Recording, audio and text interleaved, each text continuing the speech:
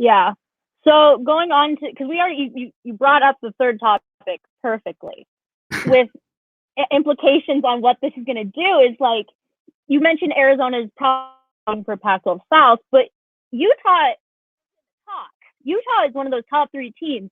How affect how this Pac-12 South race is run? And that leads to a question from the lovely Cole Bagley of Ute Dash. I just don't know how this is going to work because you can't have like a USC or an ASU. Like let me go back. Let's say Utah comes back and they run the table and they go undefeated. Utah has played less games and they've played less South opponents than ASU and USC. And in my opinion, even though as much as I'd love to see Utah in that like Pac-12 championship for the 3rd year in a row, I don't think it's fair. I don't think it's fair to have Utah in that South championship when they didn't play the same number of opponents that USC and ASU did.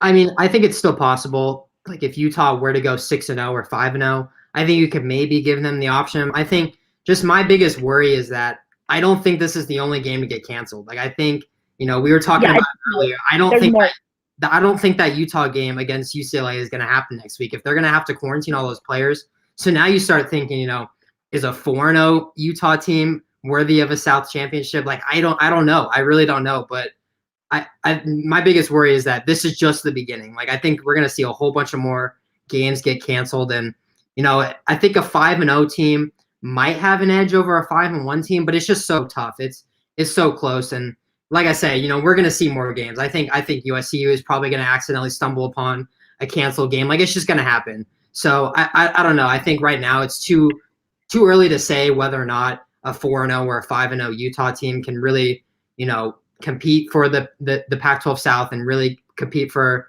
the Pac-12 in general. But I think this is just the beginning of it, and it's really scary to think about. I honestly think given the schedule and given the climate of majority of the states where Pac-12 schools are in, every single team is going to be affected by a canceled game in some way or another. I feel like that's just how the cookie crumbles in this situation. You're seeing Utah's already been affected, Cal's already been affected, Arizona's been affected, Washington's been affected. There's 4 teams right there.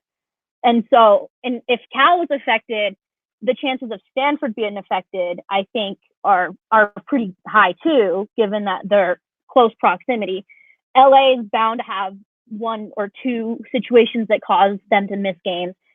Arizona's already seeing it firsthand. ASU might be affected in some way. Like this is Colorado was affected literally right before the schedules came out. Yeah. There's no way in my opinion that anyone plays all 7 games. It's just a pipe dream to think that everyone's going to play all their games. Like I think Colorado wasn't even allowed to practice when the schedule came out. So, they were a few weeks behind on the training camp. Like that's why I think it was so important when you made this schedule to do what's best for the Pac-12 and not just do what everybody else is doing, because the Pac-12 and the Big Ten were such different situations. Like, the Big Ten was still practicing when they decided to cancel their season, and then they re-upped it, but they were still practicing during that time. The Pac-12 shut everything down completely. So now you have – It was film study. It was just film studies. Yeah, it's ridiculous. So, like, the Pac-12 just made such a bad move for their players, and now they're trying to clean everything up and do what's best for them. And it's just so important to play as many games as possible. And, Washington in the North, what about them? Like, they're going to compete for the North. They're going to need as many games as possible to build up that resume. You can't have them going and playing 4 or 5 games. Like, you have to at least try to set some games up. And, I think that 7th game probably isn't going to happen. I think that'll just be a makeup week for everybody. But I just wish there was a little bit more of an effort, because it's just such a waste of a season if somebody goes 4-0. Like, cool, you went 4-0, you only played 4 games. Like, how good of a season really is that? Like, there's just no effort to reschedule these games, and we're not seeing anything from the Pac-12 going on right now. So these games canceling is just so bad for, how, you rank these Pac-12 teams, and if they, get a worthy shot at competing for the Pac-12, and, how justified really is it that, you're 5-0, but you played 2 less games than your opponent. It's just a mess right now. And honestly, also it messes with the conference's chances of making it to the college football playoffs. Yeah. Because if Oregon or USC and if they're the top two teams from the conference, and if they're knocking on that door, that college football playoff, but Oregon had one game canceled, and they're like a 6-0 Oregon team, and they're up against like a one-loss Ohio State team. Why would the college football playoff committee let that 6-0 Oregon team in over a one-loss Ohio State team who played all of their games? Yeah, like the Pac-12 is already at a disadvantage to begin with, only playing 7 games, and everybody else is playing 9, 10, 11 games. Like, it's bad enough that a 7-0 team probably doesn't have a chance at the Pac-12 the college football playoffs, but now you're going to be playing 5 or 6 games, and the Pac-12 is just okay with that. Like, there's just no sort of effort to reschedule these games, and like, it's already bad that they're playing 7 games, and now it looks like they're only going to be playing 5 or 6. Like, it's just bad. It's just a bad situation. The standard that the Pac-12 has put in place for football is dirt low this year. It's not good. I admit, yes, their testing protocols are really good and like stuff like that, but they have no backup plan. Like you've mentioned it, they have no backup plan. I think the Pac-12 followed too quickly is what I want to say, because they saw like, oh, well, the Big Ten's playing and the Big 12's playing and the ACC's playing, the SEC's playing. Well, we're not playing. Like, we need to play, which is, I understand where they're coming from, being like a P5 and stuff like that, and you want that recognition and stuff. But at this point, given how things are going, I would have gladly taken a spring season over like a fully thought out spring season that was like 8 or 9 weeks.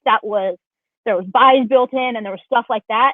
I would have taken that over this 7-game season where we're experiencing it firsthand. When one of your games gets canceled, you're kind of high and dry. You don't know what's going to happen. Yeah, that was something that we talked about on Wildcat Dash a couple weeks ago when the schedules first came out. Is this even a good idea? Should a spring season or a winter season be a better option? I was fully on board with a winter or spring season. I think that if the Pac-12 was the only team playing in the winter or in the spring, like they were the only conference playing, you're going to get all the spotlight. You're going to get all the media attention, which, the Pac-12 loves. That's exactly what they need, is more exposure. So you're playing in the winter, you're playing in the spring.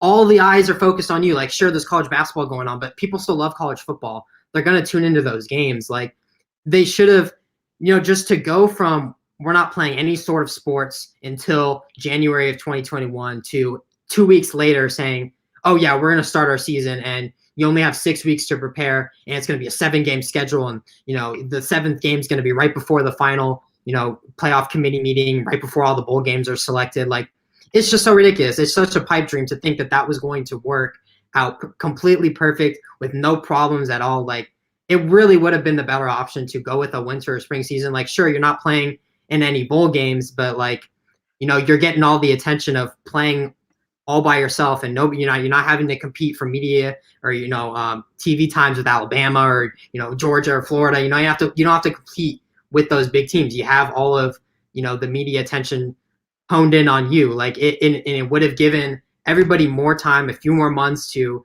set everything up and be okay.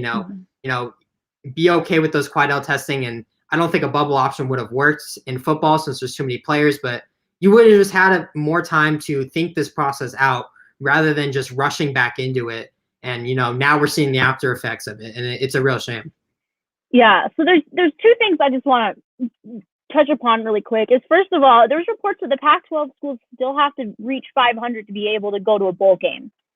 That puts Utah and Arizona and Cal and Washington in such a disadvantage, like in such a bad spot right now, because you're automatically losing one of those opportunities to play a game and to get to that point where you can be above 500. But what if a team only plays one game and they win that one game? Do they get to go to a bowl game then? Above 500 per Pac standard? Just Larry Scott is just making it impossible for the Pac-12 to succeed. Like, the CFP already said that there's no requirements for bowl games. Like, you could do whatever you want and still get into a bowl game. And Larry Scott was like, oh, no, you have to be 500. Like, what are you doing, Larry Scott? Just let, your teams play in the bowl games. Like, sure, Arizona might go 2-5 and they're in some like weird Foster Farms, Cheez-It Bowl. But like, they're still in a game. Like they're still playing in a bowl game. Why not have and they're that? still bringing in the money. Exactly. They're bringing in the money to the conference. I don't get it. Yeah.